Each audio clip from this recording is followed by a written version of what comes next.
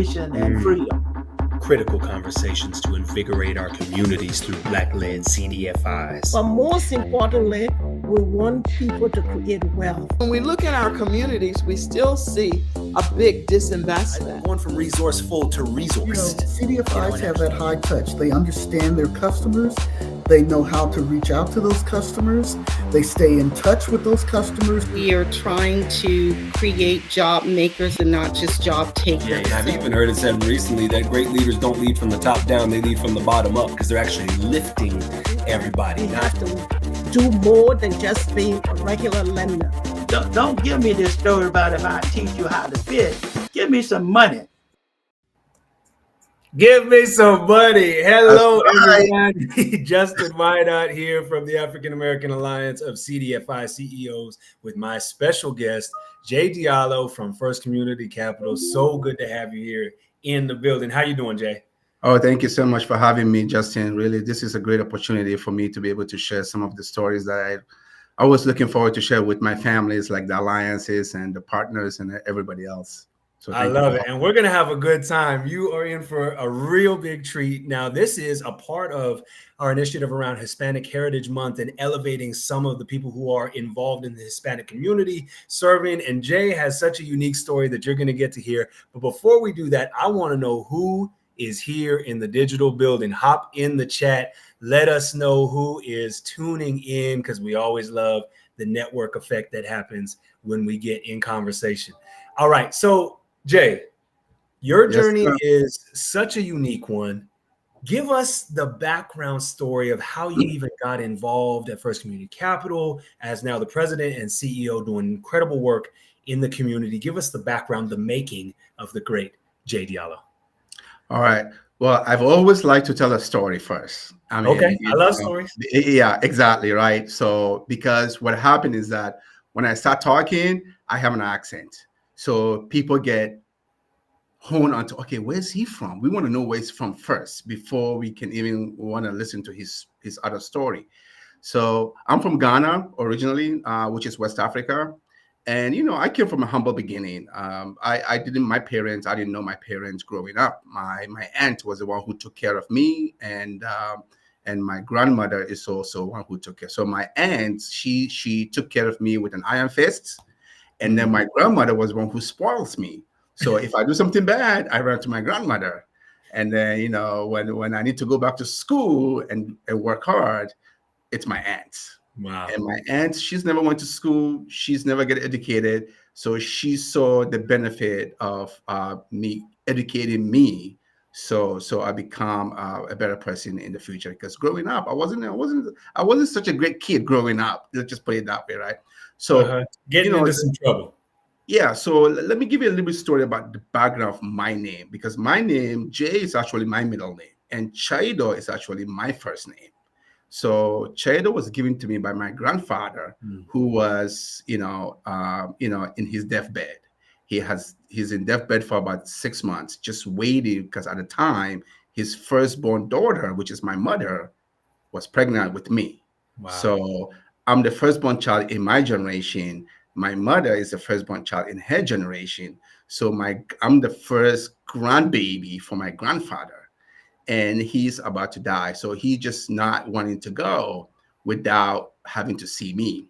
So the day I was born, he actually spoke. So I've been heard. He said, okay, the time has come. We have joy in our family, meaning Chaido. So, and then, a few weeks later, he passed. Wow. So my name is Chaido, is joy. That's why I always try to keep positive attitude about it. My last name, Jallo, is warrior. So if you put those two together, it's kind of ironic. It's a joyful warrior. Wow. Don't let that fool you, right? It's a joyful warrior by Yes. So we were raised in such a way that back in Africa, we were considered well-to-do in that standard. However, nothing is given, right? You have to work hard. Growing up, I remember getting up 3 o'clock in the morning every single morning.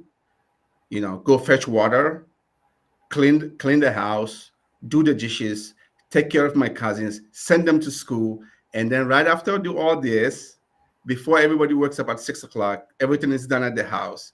Then I get ready to go to school, and I walk 5 miles to go to school every single day, just one way. 5 miles to go to school, 5 miles coming back to school. When I come back to school, guess what? I have to go to the market. I have to go to the market. I have to sell products so we can have money, so I can take care of my education. I can take care of my cousin's education.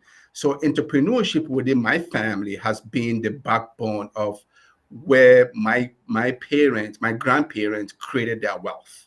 Wow. The wealth of farming. And they raise cows, they sell milks, they do sharecropping, they sell tomatoes, they sell corn, and things like that. So I was raised as an entrepreneur from the get-go, right? But things happens in life, so it's come to a time for me to make something different for my life. So I decided to leave Ghana and end up in Costa Rica. That's a long story to that, but we don't have time for Okay, give me the quick. Okay, Ghana to Costa Rica. Give me the Right. quick version. What's Right. that? So I went to Costa Rica because initially there was an opportunity for us, because we're always looking at going to, and as an African, we're always looking at going to foreign countries, for mostly Europe, United States, to make a living. So you can better yourself because you can want to go there, get, it's like everybody here coming through the border trying to make a living so they can send money back home and take care of their family. And in Africa, no matter how hard you work, it's pretty difficult for you to move you move yourself from one ladder to another ladder because everything is cash based. There's no credit over there. If to buy a house, you have to save money for 40 years before you can buy a house. So when you are raised as a middle class, for you to move that ladder up, it's going to be very difficult. As a low income family, to move to a middle class, it takes a long time. And the only way we break that curse, quote unquote, is to be able to leave and go to other foreign countries where there's more economic opportunity. So my luck, I wasn't able to go to Europe, and I ended up in Costa Rica, right? which is funny because my goal has always been to come to the United States eventually. But when I got to Costa Rica, that's where my growth has begun. Because when I got there, I had two opportunities. One is to continue my education, where I get free scholarship to go, or two, to work on the coffee field so I can make money. I picked the latter because I want the money, right? Work on the coffee field for a week. I'm like, nah, this is not for me, man. Coffee is hard work. I do this, and I appreciate people who have been doing that. So I decided to go to school, and then I end up speaking. I speak fluent Spanish as a result of that. And 5 years later, I got a scholarship to go to Westmont College. The school that I went in Costa Rica is called the European School. It's a private school that's offer international baccalaureate program, which allows me to be able to come to United States with some credit with me. So, and I end up getting a scholarship to go to Westmont College here in Santa Barbara, California, with a hefty scholarship by some of the generous families that I have. So graduated from there with political science major and a minor in economics and business. And my first job landed me to work at a bank in Tucson. Okay. Bank of Tucson. So I started as management in training, meaning I started from being a teller all the way to become a commercial lender in the bank. And the bank got sold, but you know how banks are, small community banks, bank coming bought them out. I still stay with them. And then I had the privilege of them sending me to a banking school called the Pacific Coast Banking School that has their campus in Seattle. So I went there for 3 years. So I got my banking and finance and leadership, quote unquote, master's level degree. So when I came back, I've always wanted to do something for economic development. I just didn't know what it looks like, right? I don't know what, I like the concept of, helping lift up people out of poverty because I was raised in that. I saw that. So I want to use my education, the opportunity that I got in the United States, because I see so many opportunities here in the United States to be able to lift other people. I just didn't know how. And then an opportunity came about that one of so as I was at the Bank of Tucson, I also sat on the board of directors of a CDFI in Tucson. So as I was on the board of directors on CDF in Tucson, I was able to implement some of the really program initiative for them to be able to scale their CDFI.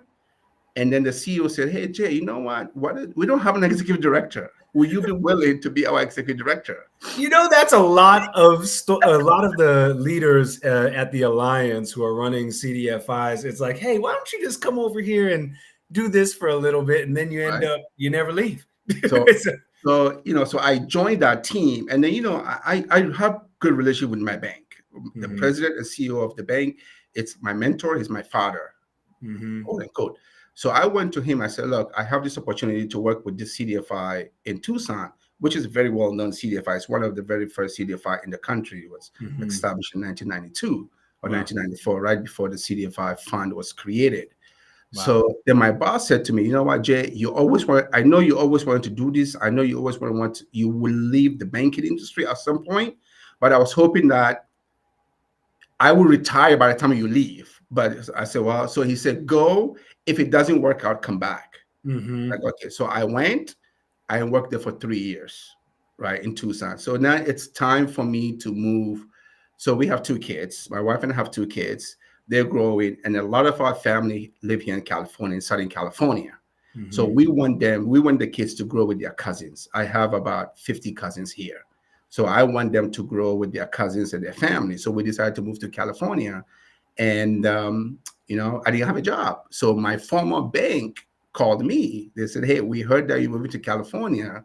Do you have a job?" I said, "No." "Well, we have a bank in Riverside. Will you be willing to come and work in the CRA department?" I'm like, "Oh, okay." Okay, that's a fit, right? Yeah. I said, "That's perfect." So I came there and I worked for the CRA department for 2 years.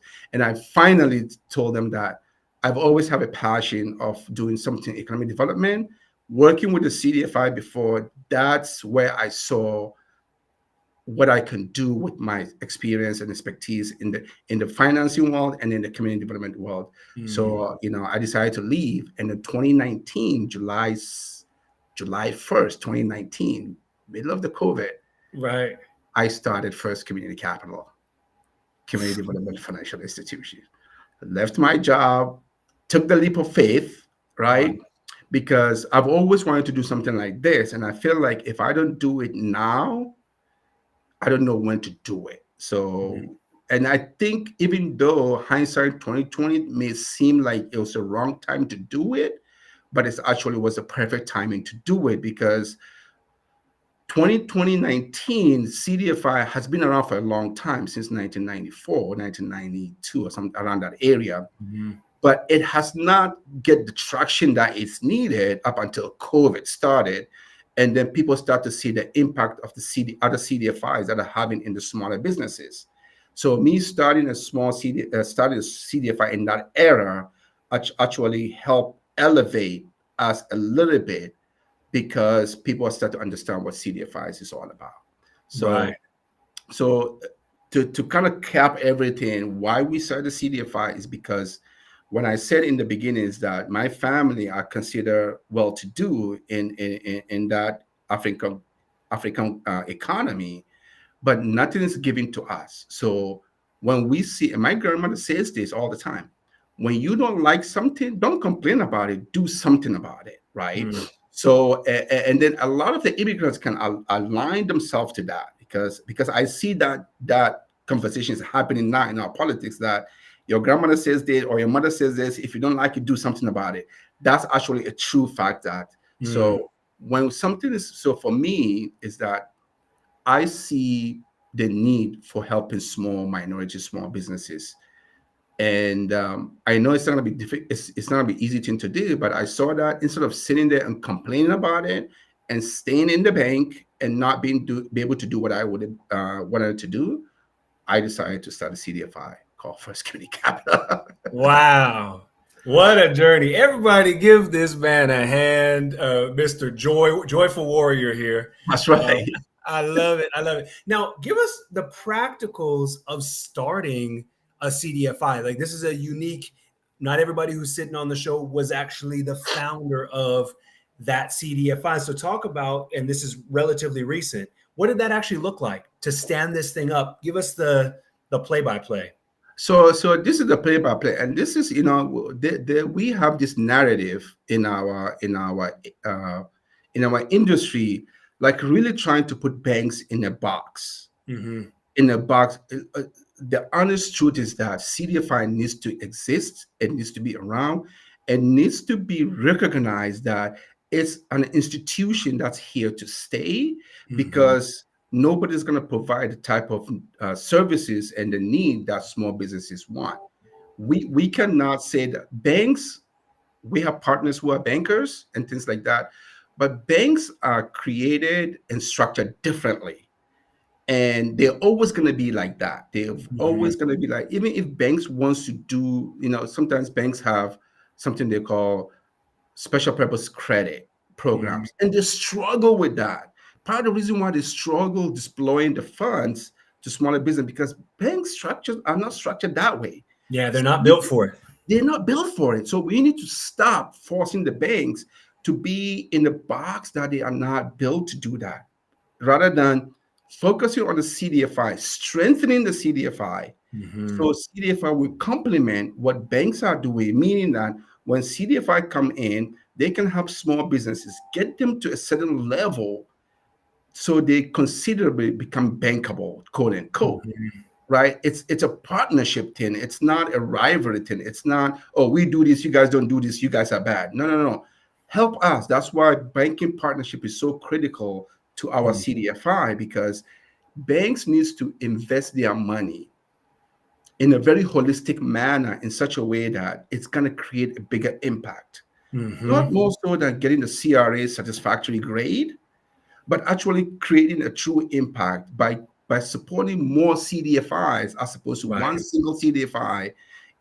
Because if we have 10 banks in our area and then you only have one CDFI, it's not fair to say that, well, that one CDFI is going to be able to serve the entire low-income community within our region, right? The need is too great. The need is so great. So that's why, for me, it's, look, my game plan in the future, I want to start my own MDI, Minority Depository Institution, which is another story that another topic we can discuss. Yeah, we'll bring you back on. Yeah, but I believe, because for what I've seen, what I've done with the CDFI that I've done in Arizona, the impact that it has on smaller businesses.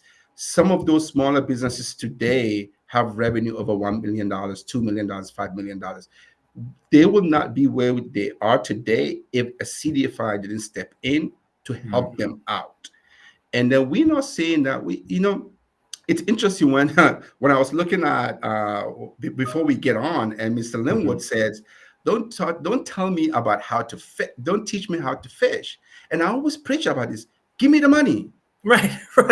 Just give me the money, because this is what happens, right? A lot of the time, there's so much investment in capacity building for CDFIs. Now, and I say this, it's a good thing, right? But if you build capacity for CDFI and you don't bring in the funding that the CDFI needed to make the loans, so we are sitting there, we have all this knowledge. I know how to underwrite a loan. I know how to, provide you an impact analysis, but I don't have the money to make the loans. Right. So it makes no sense. Those both has to happen at the same time. And that's something that I'm really advocating for, mostly for smaller emerging CDFIs, because those are the areas that we really need help and support. So now, going back to your question, is that we cannot live in a society without CDFIs. When I say we, low-income small businesses would never survive without the CDFIs in place in our community. Because the CDFIs, not only they make loans, but they also provide those technical assistance that the business might need. The CDFI might not directly provide those technical assistance, but they have resources and partnership where they can send those small businesses to be able to get the resources that they need and training they need. I mean, simple things like QuickBooks. I have a lot of partners that say, Jay, you know what? If we put together a group of cohort, I can teach the small businesses how to do QuickBook online. And it's not, sometimes it's not a rocket science if you know what you're doing. But for the smaller businesses, they're too afraid because like this is too much for them. Well, So and they're busy doing their craft, right? They're busy running their business. They're busy running their business. And this is what I tell people. So truck drivers, for example, I said, look, you've been doing it. You're a truck driver for 25 years, right? You know how to drive your truck, but your cash flow management is terrible. Let's connect you with a bookkeeper that can help you manage your cash flow better. And they're like, yes, Jay, because money comes in, money goes. I don't know. Sometimes I don't know where it goes. Right. And I say, yeah, let's help you manage that. For a restaurant owner, they know how to cook their food or they know how to manage their restaurants, but they don't understand the merchant services account sometimes. Sometimes that kind of business can put them out of business. Yeah. So they need the knowledge and expertise to know that there are other alternative and other resources for them to have without having to worry about them running their business. They have somebody else to help them support to do that. I love it. So now, how did you start? Like, what was your first step? What was your, next step? How did you get your first money? Yes. Right? Like, give me, I want give people how this thing was made. Right? Yeah. Okay. So, and this is the full transparency, right? I wanted to do this not because I think there's money in it, or not because it's something that's deeply in my heart. That I feel that something has to be done. And my philosophy has always been, and I tell my staff this, don't come here and give me ideas, right? Come here and tell me, yeah, you have an idea, but tell me how you're going to implement it. Even more so, go further, show me proof of concept that this can be implementable, right? So when I left my job, I had my 401k. The first thing I did, I took my 401k out. I used my own money, start lending to people. 5,000 here, 2,500 here, right? I started using my own money because my philosophy has always been, if I go to my funders, I want to tell them that I am doing microloans to small businesses, not, hey, I'm thinking about doing a microloan to small business. Right. So, and Big I was difference. I was fortunate enough because of my background of running another CDFI that was very successful, and I was one of the micro lenders of the year, SBA twice in Arizona. So I know ins and outs of starting the infrastructure of building a CDFI. So I have that benefit compared to other people who started that. So I wasn't worried about my capacity. I'm not worried about going to class or things like that. I was a banker. I know how to underwrite a loan as a banker and underwrite a loan as a CDFI. So those are two different things, right? So I started with my own money, and then slowly start building that up. And then because when I showed the proof of concept that, hey, I have 5 loans in that I'm doing micro loans. So I went to my friends and families that know who I am. And immediately when I talk to them, they just say, hey, I can give you this money, either a loan or a donation, because I believe in what you do. Wow. So that's how we started. And, it's interesting because we were the fastest organization to receive our CDFI certification with minimum assets, minimal staff, not a whole lot of loans, and everybody was shocked. And they say, "How did you do it?" Well, I did it because that's my question. Yes. Well, this, and it's different because when I came in that space, I'm not new in that space because the CDFI funds people know me, so there's a few people in the industry that know who I am. So when I started the CDFI, I reached out to them. I said, look, this is my goals. I want to become a CDFI. I want to be certified as a CDFI organization immediately, because my goal is to get the certification as quickly as I can. Then, so this is what I thought. I thought if I received the certification, the money would just keep flowing in. Oh yeah, they want to throw money at you. It's like, so that was I don't care about anything else. I was like, I want to get my certification, right? So I look at, and I wrote that application myself at the time. It was painful. It was nerve-wracking. I'm not doing it again. If for the recertification, I'm gonna try and see if we can have the alliance help us support and do that for us. You know, we got you. It's very painful thing to do, you know. But at the time, it was just me and then smaller assets. So what I did is I look at their requirement and I follow verbatim their requirement, and I provided those the response to the questions, and then kept my fingers crossed. You know, 6 months later, I got a call. Congratulations, you got your certification. Wow. 3 months later, guess what? They shut it down. They shut the, you know. Oh, yes. That was the time frame when they closed down the certification process, right? Right. Yeah. So I was lucky to be able to get that. So now, yes, money didn't come right away after we get our certification, but it gives us the credibility to be able to now be able to talk to banks, be able to talk to other foundations and things like that. It took some banks a long time for them to kind of warm up to us, because of really, at the end of the day, it's not what you know, it's really who you know and who you associate yourself with.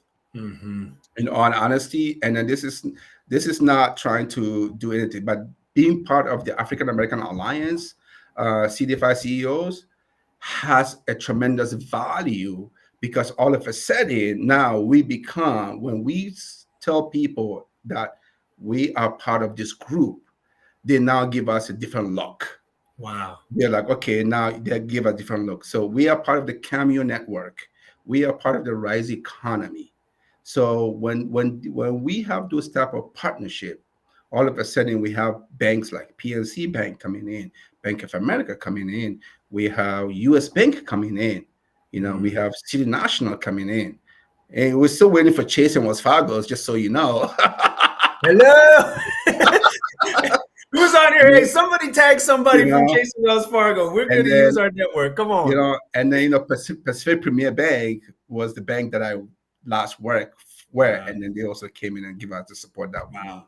So what a journey. And I love what you're doing and why you're doing it. I think it makes such an impact. Now, tell us what First Community Capital is up to right now. Like, give us a little bit of the scope of your work right now, and then we'll talk about where it's going in the future. Yeah. So really, when we established this, I had this naive goal of saying that, okay, we're going to make loans up to $250,000, right? And then when we start establishing that, I realized that, no, 250 is too much of a higher threshold that we are. So we bring it down to $25,000. Yeah. Significantly lower. Yeah. So currently we're focusing on making micro loans up to $25,000. Yeah. There are some few loans that we did for $50,000 for mostly mature existing businesses. But our parameters is really up to $25,000. And we're hoping to go up to 50 once we submit to become an SBA micro lenders. And that's where I need the alliance support to be able to push that through for us. So we do that. And then we also provide business development services, including one-on-one business counseling. We provide credit education. It's a must for every single client that participates in our program, because we want to make sure that they understand what credit is about. We want to understand that they understand what the impact of FICO score is. So what we do before we fund the loan, we do a credit education class for them, and then we help them understand what the utilization of credit is and things like that. We do financial literacy as well, and then we do business plan. There's another program also we call Business Mindset, that we have a partner that comes in and offer that services to some of our clients. So just to go back, when we started the CDFI in 2019, our first loan was towards the end of 2019, because at the time, what I didn't say, at the time, we spent most of our time and energy and resources helping people secure SBA EIDL funds. So we've done, that's what most of our focus was at the time. 2020, we started making loans. By the time we got our certification, we only made 6 loans. 2021, we made 25 loans. 2022, we made 34 loans. 2023, we made 75 loans. 2024, 150 loans. And you're not done. Wait. 2024 is not done. So we still got some more. But this is all for having a limited resources. And I tell people this, like, I said, we can make more. My staff will come in, they go, Jay, we can. I said, I know, but we don't have the resources to do so. So we can still make more loans. So really our goal, based on the need that we see in our community, we should be able to make at least 200 loans every year based on the need that we see. So it's funny because when you see our balance sheet, everything goes up this way. And then, it's giving me, my stomach aches because I'm like, okay, even though it's going up this way, we still not have enough resources to be able to get to the point where once we start growing 10%, we cannot afford right now. We cannot afford just to grow at 10% rate. No, we have to grow at 200% rate right now. So I want us to get to a point where we get to the plateau where 10% growth is significant enough. It's sustainable. Absolutely. But right now, we still need to be growing at 500% rate. So it's a challenge, even though we're growing as fast as we can, but it's still a challenge. Yeah. Now, practically, you're talking about these under $25,000 loans. That's not an easy thing to deploy, right? Like there's the underwriting and all the things. How are you doing micro loans sustainably? Because I think that's where, banks and even some other CDFIs, they're like, I want to do this. I see the need, but how do you do that sustainably so that, you can manage this and grow? Yeah. So number one, financial sustainability for microloans is an oxymoron because there's no amount of interest rate you're going to charge to cover your operating costs. Right. Because it can't make sense for the entrepreneur. It does not. So yes, keep going. This is good. So the way we do it is that we have a very, very conservative budget in the sense that I work 24/7. And because the reason why I work 24/7 is that I cannot afford not to work 24/7 because I don't have the resources to pay a lot of other people to do some of the work. So it's hard. We have 5 staff right now, and all those, they work really hard, but sometimes they go home. But for me, sometimes I do the underwriting. Sometimes I do the loan documentation, and this is the reason. For example, if I have a client asking for a loan on Thursday, and they might need the money on Monday, and then I have my staff that are maybe on Friday and the Saturday and Sunday they're off. No, I take up that loan and I work on it over the weekend. Wow! So by Monday, we got that loan done. We got that loan funded. Yes, incredible. That's what's gonna take for us to be able to, the way we scaling, and this is what I also kind of advise some of my CDFIs is that the number of the approval time frame need to be shortened, because if you're giving $5,000 loan and $10,000 loan and you underwriting it like you underwriting $150,000 loan, makes no sense. If that loan is gonna go bad, there's no amount of underwriting that's gonna save that loan. It's like that, because sometimes people think you underwrite. No, yes, you underwrite it. You have a prudence guardrail. You have your risk mitigants and all these things. As soon as the loans hits the customers, that's it.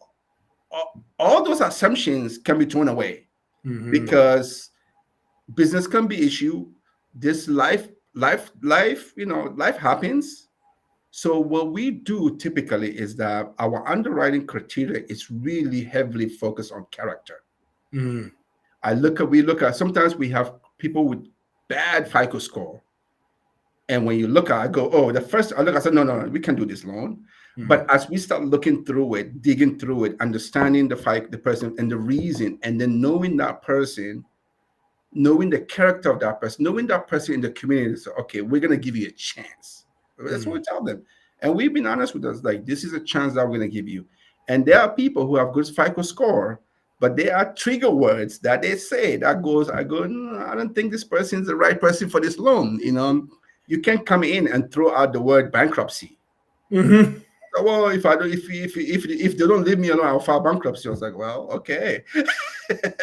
Right. That's That's it. right. So Wow. that's really, I mean, we look at the very, very holistic way. And that's why for us, it's so important that we have these unrestricted funds so we can build our loan loss reserve and build our balance sheet, because a lot of the loans, even though a lot of the loans that we give are considered high risk loans, we Mhm. have 94.6% return rate. So we very That part. it's you know, because it takes a lot of work. And then, you know, I'm a Lakers fan. Sorry, Mhm. everybody. And I'm a big Kobe Bryant fan, right? And Yeah. what Kobe Bryant said to me when I listened to him about his work ethic is that he said, for example, if I wake up at 6 o'clock in the morning, I'll go to, you know, get out, hang out with my family, have breakfast, and then at 8 o'clock I'll go work out for 2 hours. And then by the end, as he went through that, by the end of that day, he probably got 3 workouts in. But he said, if I get about 4 o'clock in the morning, he may end up getting 8 workouts in by waking up early. So he's saying that if I wake up 4 o'clock in the morning, I'm gonna be better than the person, my teammate or my opponent that wakes up at 6 o'clock in the morning. Mhm. And that's what we have to look at the CDFI's industry. It's not a business where you go in like, oh, you're gonna go golf wherever you want to go golf. No, it's seriously, man. That's why I'm talking about the shrinking the underwriting process to be so much short, because there are some CDFIs that have 2 3 weeks 6 weeks. I think personally it's not fair to the customer, because when our customers are not that savvy, because when they need money, they need it yesterday. Mhm. So when they come to us, we reach out to them and say, okay, we want to make sure that they get the money when they need it so they can use it at the right time. Because if we don't give them the funds that they need at the time that they need it, it might not be useful to them later on in Mm. life. So Yes. we make sure that we cut our underwriting process very short. I mean, sometimes I tell customers, they walk into my office, I said, if you can bring me all the paperwork that I need within 48 hours, you can get your funding.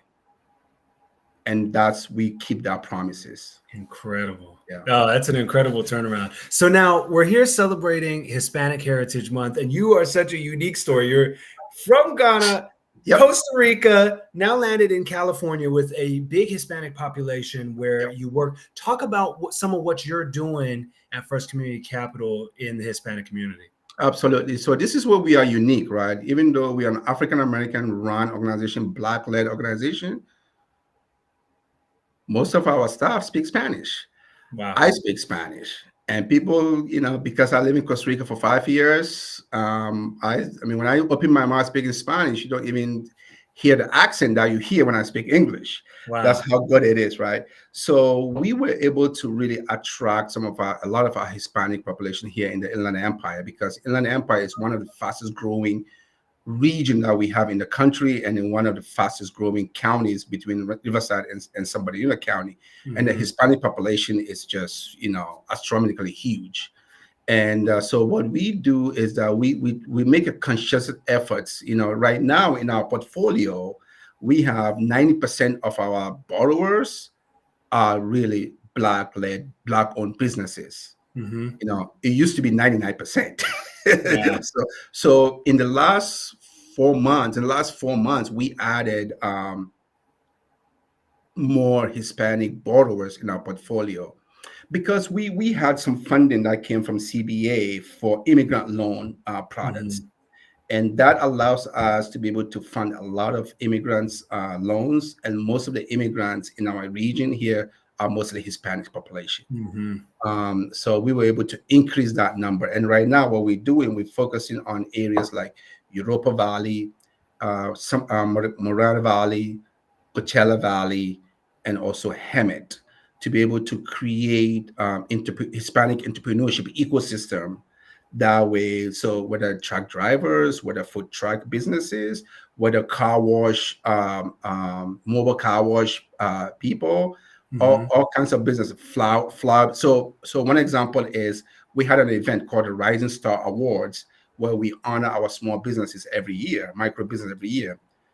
One of the vendors that we brought in for do the flower arrangement, it's one of our Hispanic clients. And so we gave her the business, so she was able to, secure some good money from us to be able to provide flowers for. So really, a lot of time what we do with our customers, not just we just give them the loan, but we also connect them with other suppliers and customers. For example, our one of our mobile car wash guy came in, and then he showed me his business plan, and then he was showing me his pricing. And I look at his pricing. I said, "You pricing your services as if you live in Hollywood." And then he looked at me, it's like, and I brought my coworkers, my staff. I said, "Okay, would you pay this?" I asked them, "How much will you pay for a car wash?" And they give him a price. I said, that's your focus group right here. And then he looked at me, and then he went back and revised it and things like that. And what we've done for him is that he came back with a different pricing model, which makes sense for the community where we live. So what we did, first of all, 5 staff members from First Community Capital washed the car there. Next door, businesses wash the car. So we try to also create opportunity for them to be able to sell their product or provide their services. You're doing it as a practice. And I think that makes so much sense, because you're going to give a loan and you're not actually increasing their revenue or doing anything to actually increase their revenue. How are they paying it back? Right? Yeah. So that ecosystem approach, I think, is massive.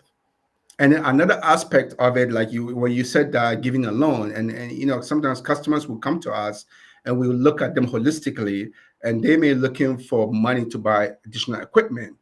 And I say, okay, let me look at your total loan portfolio, your lending. So as I start looking at it, I start to see that they have a lot of credit at a much, much higher interest rate from the loan sharks, and some of them, they paid. They said, "Oh, I only paid 80%." Yeah, you pay 8% daily. So you pay 8% weekly. So sometimes, so we do the math for them, we do the calculation, and then we look at the whole loans that they have, and I can tell them that, okay, we can finance this loan for you at this interest rate at this term, and we're going to be able to stretch the amortization schedule, so your payment, it's not going to be stringent on your cash flow, which therefore means you have money that you can have to buy that equipment, so you don't need to get additional loan for that.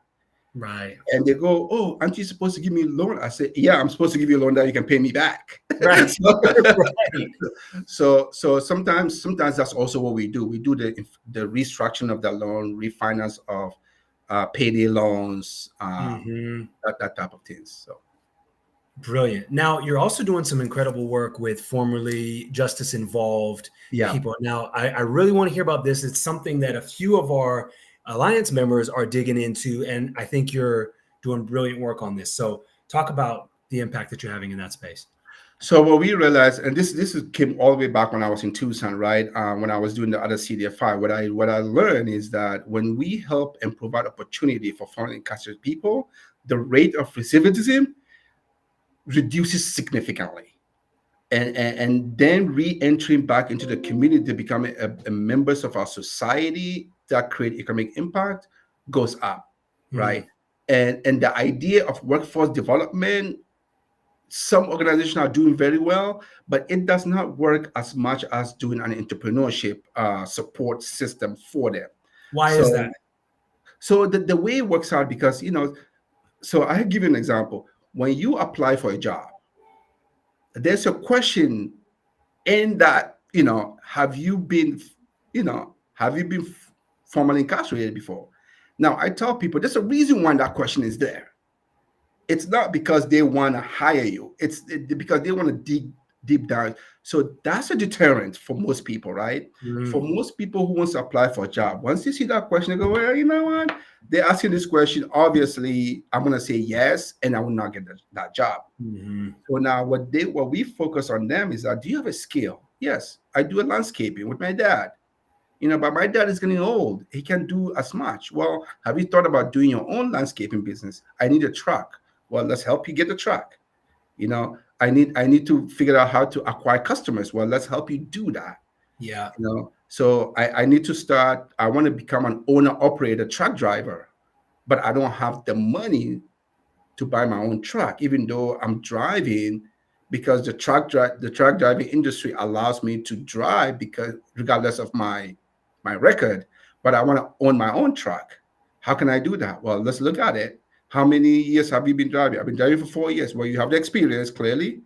I mean, you know the revenue stream, and then you're going to be saving, you're going to be getting more money when you own your own truck. So let's help you out here. I'm an electrician, but I need to hire more people. But I want to hire people who I can relate to. Right. People who are my old friends, formerly incarcerated people. So we come in there and I say, okay, what we can do is that we can do a working capital. So you will be able to fund your payroll ahead of time, because sometimes you have a contract. The contract doesn't pay you until 90 days or 60 days. Right. So we come in there and we do that. Now, in our community here in the Inland Empire, what we see in that there's areas of the communities that a lot of formerly incarcerated people, that's where they go. Because in Southern California, that's one of the cheapest, I'm not going to say cheapest, affordable places where people can go. And people like Hemet, San Jacinto areas, that's where most people can, get there. So because what happens is that when you help a community, when you help individual that's part of a community, the whole community end up coming to you. So what ended up happening, we help one person with he said, look, Jay, I want to be in the music entertainment business. I want to be a DJ, but I don't have the money to buy my equipment. I said, well, you know what? Let's go ahead and do it. And in all honesty, a lot of those loans, 5,000, 10,000, 2,500, it's not a whole lot to create that impact, right? Wow. And so that's what's mind-boggling for me, is that we're not doing this because it has generate revenue. There's a revenue stream for us, because what we do, we have a strategy whereby we go, we are CDFI for a reason. We are a mission-driven organization for a reason. Now, yes, we have to make money, but we also have to find out how we can also exercise our mission-driven agenda as well. How can we do that? So if I can have an organization like Loma Linda University Health, which is one of our biggest supporters, give us the funding to support this re-entry program, that serves the need for the community, right? If we can have African American Alliance group that come together, that's thinking about doing this together, share some ideas, and be able to help that community, that create that economic impact. And look, for me personally, yes, everybody has issues and stuff like that. But when you have somebody that comes to your office with his 2 kids next to them that are 5 or 6 years old and a wife, and this guy has been formerly incarcerated, and come in and sit at your chair, I'm looking at the kids. I'm not looking at this guy. Let me figure it out how we can help this family so their kids don't have to go through what their parents went through. So a long-term investment in that we're trying to do. And it makes so much sense. And I think, so many crimes committed are crimes of economics. Yes. Right. That if there wasn't an economic issue, right, then this stuff isn't happening, or there's not even an environment where that could happen, or they could end up running with this crowd or whatever it is because they have what they need. Right. So I think if we're really going to talk about humans and keeping them out of the prison system and helping them reintegrate and contribute, you have to look at the economics and entrepreneurship. To me, I mean, you're kind of preaching to the choir, because I'm such a believer in entrepreneurship and the power of entrepreneurship to transform lives. And so I think what you're doing is brilliant. At the end of the day, they need the opportunity. And then you said something that reminded me of one example that I want to share with the client that I have. So I had this client who was selling clothing and hats and all that things. And then I approached him, the first time we met, he and I were talking, and then he was telling me his story about he almost lost his kids and his wife because he got sent to jail for selling drugs on the street corner. Then when he came out, he just realized that he's just selling commodity. Right? When he got arrested, he said if he can sell a different type of commodity, right, one that's above board, yep, yeah, no problem. And for me, it's like, okay, what do you need for me to help you buy your inventory, right? Yes, because these are entrepreneurs. They're making it happen. So much potential there. So much potential. All right, so we're coming to the end of the hour here. Jay, you've been wonderful. I want to know from you, what does Black liberation mean to you? That's what boy, man. You know, what Black liberation really means to me is that for you, all we ask for is just the opportunity, right? For you to have the opportunity so you can exercise your God-given potential that you have. That's liberation for us. That's all we ask for. We don't ask for handout. Just give me the, and I tell my funders everywhere I go, I said, just give me that opportunity. That's what I ask for. I'm not asking you for anything, so that I can exercise my God-given potential that I was created for. Yes. Thank you so much, Jay. Thank you to everybody who has tuned in. You could have been anywhere else, but you chose to be with us here this Monday. We really appreciate you. Jay, we're in your corner. You know that. We believe in you. Thank you so much for being here. Any closing words for the good people of LinkedIn? Oh, you know, I said, look, if you have a passion, follow it, because without a passion, and if you hate what you do, just do it the best possible way you can do up until you leave there. Because sometimes what happens is that sometimes we hate what we do, but we don't give it 100% because we don't like it. But you have to understand that what you put in is going to allow you to be able to do the greatest you can do for what you love to do. So yes, that's a really good point. Let's hang out there for 1 second, because I think a lot of times people hate it because they don't feel like they're good at it. Nobody likes sucking at something, you know. It's hard. And I would say that the people that really make a big difference get comfortable with being beginners at things and whatever. So get good at it and then see if you still don't like it, right? Because you might have an opportunity there. I love it. That's great, Jay. Again, don't complain. Don't complain. Do something about it. That is the line. Don't complain. Do something about it. All right. Go do something about it, everybody. Keep changing the world. And Jay, you've been wonderful. Thanks again. We will see you again next time. Thank you. Is Black money. About economic liberation and freedom.